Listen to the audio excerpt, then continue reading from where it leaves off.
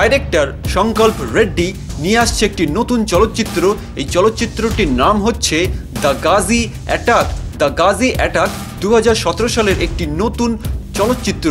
The Gazi attack চলচ্চিত্রটি ভারতবর্ষের প্রথম সমুদ্রের ভিতর যুদ্ধ নিয়ে একটি নতুন চলচ্চিত্র। দ্য গাজি অ্যাটাক চলচ্চিত্রটির অফিসিয়াল ট্রেলার অলরেডি মুক্তি পেয়ে গেছে, আর এই চলচ্চিত্রটি হিন্দি ও তেলেগু দুটি ভাষাতেই মুক্তি পাবে। এবারে জেনে নেওয়া যাক দ্য গাজি অ্যাটাক সম্পর্কে কিছু গুরুত্বপূর্ণ তথ্য। দ্য গাজি অ্যাটাক চলচ্চিত্রটি সত্য ঘটনার উপরে তৈরি একটি চলচ্চিত্র। দ্য গাজি অ্যাটাক চলচ্চিত্রটি তৈরি হয়েছে 1971 সালের ভারত ও পাকিস্তানের মধ্যে যুদ্ধ নিয়ে। যখন 1971 সালে ভারত ও পাকিস্তানের মধ্যে যুদ্ধ বাধে, তখন পাকিস্তানের একটি সাবমেরিন যার নাম পিএনএস গাজি, এই পিএনএস গাজি সাবমেরিনটি পাকিস্তান আমেরিকার কাছ থেকে গিফট হিসাবে পেয়েছিল। আর এই পিএনএস গাজির মিশনটি ছিল ভারতবর্ষের এয়ারক্রাফট ক্যারিয়ার আইএনএস বিক্রান্তকে ধ্বংস করা।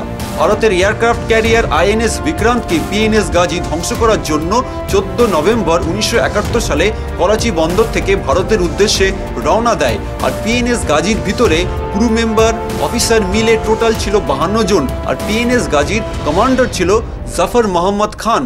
16 নভেম্বর 1971 সালে মুম্বাই অর্থাৎ বম্বে থেকে পিএনএস গাজি প্রায় 400 কিলোমিটার দূর থেকে ভারতের মধ্যে প্রবেশ করে। 19 নভেম্বর 1971 সালে পিএনএস গাজি শ্রীলঙ্কার পাশ দিয়ে বঙ্গোপসাগরের মধ্যে ঢোকে। আর 23 নভেম্বর 1971 সালে চেন্নাই অর্থাৎ মাদ্রাজের আশেপাশে আইএনএস বিক্রান্তের খোঁজ শুরু করে, কিন্তু পিএনএস গাজির অনেক দেরি হয়ে যায়। গোপন সূত্রে ইন্ডিয়ান নেভির কাছে খবর আসে যে পিএনএস গাজিকে পাকিস্তান একটি সিক্রেট মিশনের জন্য ভারতে পাঠিয়েছে।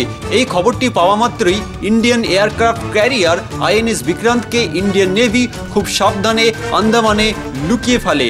ইন্ডিয়ান নেভির ভাইস অ্যাডমিরাল নীলকান্ত কৃষ্ণন বুঝে যায় যে এবার তাদের কি করতে হবে। তখন আরেকটি জঙ্গি জাহাজ ভারতের যার নাম আইএনএস রাজপুত, এই আইএনএস রাজপুতকে আইএনএস বিক্রান্ত হিসেবে সাজিয়ে তোলা হয়। এটা ছিল শুধু একটা টোপ পিএনএস গাজিকে ধ্বংস করার জন্য। পিএনএস গাজিকে ধ্বংস করার জন্য একটি সিগন্যাল তৈরি করা হয়। সেই সিগন্যালে পিএনএস গাজি সাড়া দেয় এবং পিএনএস গাজি মনে করে যে এটা আইএনএস বিক্রান্তের সিগন্যাল, কিন্তু ছিল সেটা আইএনএস রাজপুতের সিগন্যাল। আইএনএস রাজপুত পিএনএস গাজিকে টেনে আনে বিশাখাপত্তনমের কাছে পিএনএস গাজিকে ফাঁসাবার জন্য। 4 ডিসেম্বর 1971 সালে আইএনএস রাজপুত বিশাখাপত্তনমের কাছে দুটো সাবমেরিন ধ্বংসকারী বোমা ডেপথ চার্জ প্রয়োগ করে।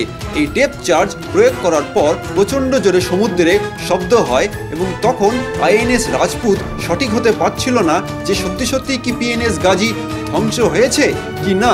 তখন ইন্ডিয়ান নেভির আরেকটি সাবমেরিন যার নাম S-21, পুরো নাম আইএনএস কাঞ্জ, এই আইএনএস কাঞ্জ নাকি পিএনএস গাজিকে ধ্বংস করে। এই 18 দিন নাকি পিএনএস গাজির পিছন ধাওয়া করেছিল এই আইএনএস কাঞ্জ। এই আইএনএস কাঞ্জের মধ্যে ছিল বিভিন্ন অফিসার, সেই অফিসারদের নিয়েই নাকি তৈরি হচ্ছে এই নতুন চলচ্চিত্র যার নাম দ্য গাজি অ্যাটাক। সিনেমা হলে যখন সিনেমাটি মুক্তি পাবে তখন সঠিকভাবে আমাদের কাছে আরও পরিষ্কার হয়ে যাবে যে কিভাবে পিএনএস গাজিকে ধ্বংস করা হয়েছিল। আর দ্য গাজি অ্যাটাক চলচ্চিত্রে অভিনয় করছে রানা দাগ্গুবাতি। এখানে আপনারা দেখতে পাবেন তাপসী পান্নুকে। তাপসী পান্নু এখানে রিফিউজির ভূমিকায় অভিনয় করছে। এখানে আপনারা দেখতে পাবেন কে মেননকে, এখানে আছে অতুল কুলকার্নি। আর এই চলচ্চিত্রে অভিনয় করেছে ওমপুরি।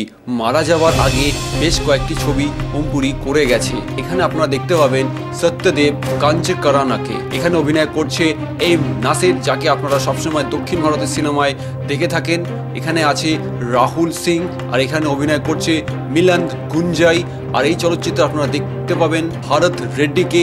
এই চলচ্চিত্রের হিন্দি ভার্সনের ব্যাকগ্রাউন্ডের জন্য ভয়েস দিয়েছে অমিতাভ বচ্চন। দ্য গাজি অ্যাটাক চলচ্চিত্রে মিউজিক দিয়েছে কে, যার পুরো নাম কৃষ্ণ কুমার। গাজি অ্যাটাক চলচ্চিত্রটিকে প্রডিউস করছে পিভিপি সিনেমা আর ম্যাটিনি এন্টারটেইনমেন্ট। আর গাজি অ্যাটাক চলচ্চিত্রটি ডিস্ট্রিবিউট হবে ধর্মা প্রোডাকশনস আর এএ ফিল্মসের মাধ্যমে। দ্য গাজি অ্যাটাক চলচ্চিত্রটি হিন্দি তেলেগু দুটি ভাষাতেই মুক্তি পাবে। আর সব কিছু ঠিকঠাক থাকলে 17 ফেব্রুয়ারি 2017 সালে গাজী অ্যাটাক চলচ্চিত্রটি সিনেমা হলে মুক্তি পাবে। অবশ্যই আপনারা সিনেমা হলে গিয়ে এই সিনেমাটি দেখবেন। আর হলিউড, বলিউড, টলিউড ফিল্মের লেটেস্ট নিউজ, ইনফরমেশন, আপডেট জানার জন্য অবশ্যই আপনারা টেক হেলথ এন্টারটেইনমেন্ট চ্যানেলকে সাবস্ক্রাইব করবেন এবং লাইক, কমেন্ট, শেয়ার করতে ভুলবেন না। ধন্যবাদ।